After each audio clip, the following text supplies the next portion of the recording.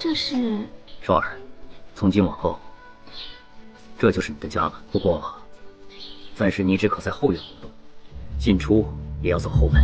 你知道，毕竟我是王爷，而你……双儿明白，双儿不过是个青楼女子，王爷如此待双儿，双儿实在是不知如何报答。我还有事，晚上再来找你。后少少，你看见了吗？不管是现代还是古代，只要你想，就有男人愿意给你一切。今天是豪宅，明天就是王妃，再以后老娘就是皇后。你说，我们穿越过来那天，你当时是不是跟孔双双、孟香待在一起？不确定。我那天呢，也是正好路过那辆道具车，突然眼前一黑，就到这儿了。那照你这么说，那他们也穿越过来了？怎么，你遇见他们了？我不太确定，我就是那天好像看见孟香了。在哪儿啊？就是绑我的那伙人嘛。然后我看到一个人戴着跟孟香一样的手串，一样的戒指，连说话的声音都是一样的。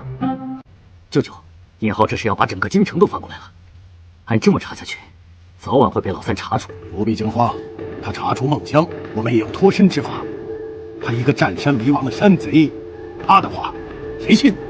可是什么？为了他们方便办事，我把王府的腰牌给了孟香。你糊涂啊！明天我先大人一步，去找皇后娘娘，跟她说道说道。你说，她是相信你这个儿子呢，还是相信其他人？王爷您回来了，双儿给您。我不是让你在后院待着吗？他们说王爷回府了，所以想来看看。双儿，她是我家奶娘的远房侄女，最近送过来托我照看。王爷，嫣然她啊，舅父放心，婵儿心里明白。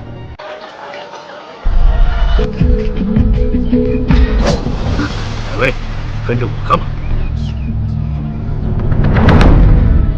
双双，哎，对了，双双，我之前看到尹清柔了。他怎么在这儿？这有什么不可能的？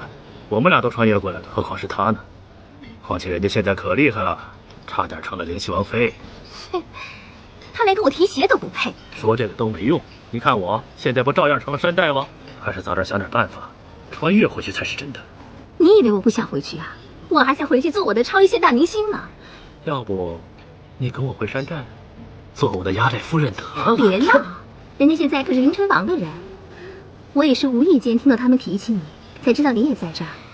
哎，对了，我跟你说，你自己小心点，他们想要办了你。放心放心，我才不怕他们呢，我山寨兄弟多得很。不过，我倒是觉得你成天跟着林晨王有什么好？难道他长得比我帅？德性。不过，我跟你也不是不可以，只不过我现在在王府还有些事情，你等我把事情都办完了，我自然会去找你。那我等你。